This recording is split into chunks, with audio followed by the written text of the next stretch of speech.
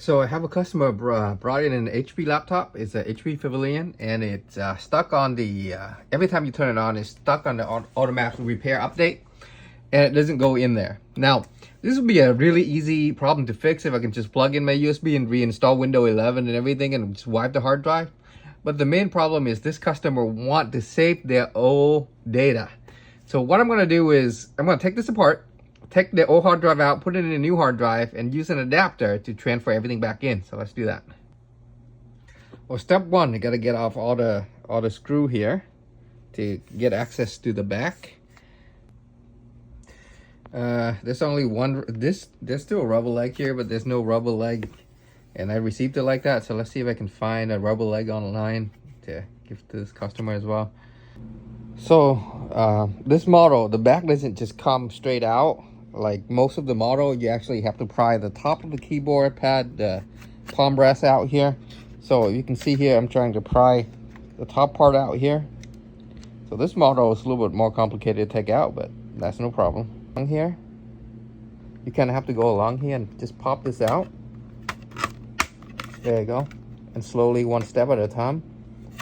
On the side there, like just like that, slowly. Okay, so I got the back open. This back here open.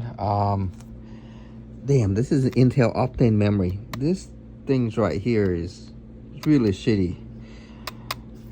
That's the problem that comes with the HP Pavilion. The Intel Optane memories suck.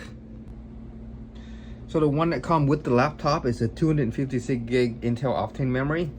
Well, I have an extra Intel Optane memory stick right here. This is 512 gig, so we'll plug it in and see how it goes. Okay, with the new hard drive in, I'm gonna try to reinstall the operating system right now. The trackpad doesn't work because in recovery mode we don't have the driver for the trackpad, so I'm plugging an external mouse.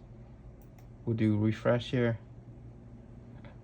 So it looked like the SSD port may have a problem. So the original SSD can't boot. I put in another SSD that is known to work, but it doesn't seem to detect anything right now. But I do have a USB to have all the SSD driver. Let's see if it can load this one up. Okay, so I plug in my driver SSD. So let's see what's going on here. Can it detect it? Load driver. That's Intel Rapid driver technology. Okay. Well, let me see if it detected.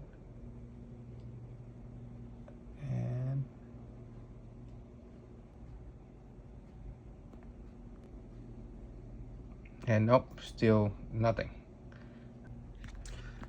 So the Intel Optane drive failed to work. Now I'm gonna put in a normal NVMe drive and to see if that works. Selecting my USB drive, and then let's see if this boot will work with this drive.